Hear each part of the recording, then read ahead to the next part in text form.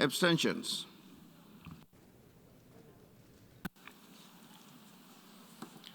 The General Assembly is now voting on draft resolution that their votes are accurately reflected on the screen.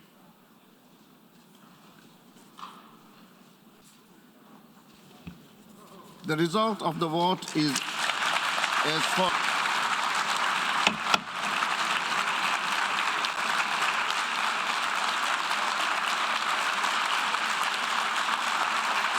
The result of the vote is as follows.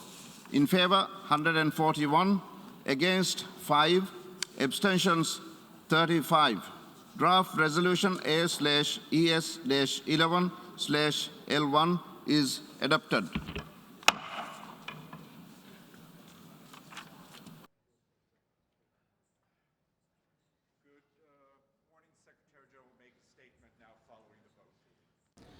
The message of the General Assembly is loud and clear.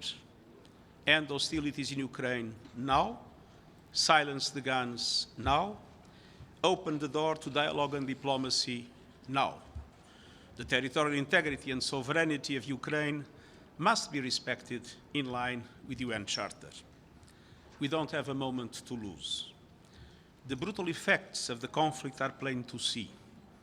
But as bad as the situation is for the people in Ukraine right now, it threatens to get much, much worse. The ticking clock is a time bomb. I'm also deeply concerned with its potential consequences for regional and global peace and security and the world struggling to recover from COVID. Today's resolution reflects a central truth. The world wants an end to the tremendous human suffering in Ukraine. Good morning. Today, the world has spoken with a clear, united voice. Together, the vast majority of the world has condemned Russia's unprovoked, unjustified, unconscionable war.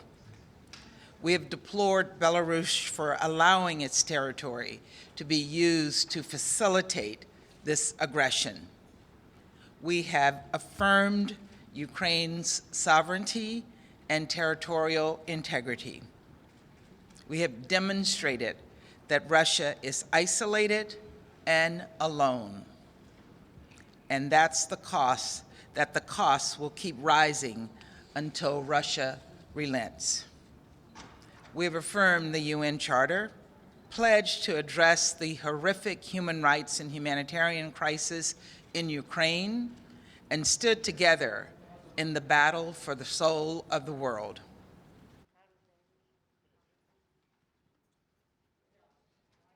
The message in this resolution is very, very clear, and the voting pattern is very, very clear. Russia stands isolated. Russia has been asked by the world to pull back, stop the aggression, and seek diplomacy instead of war.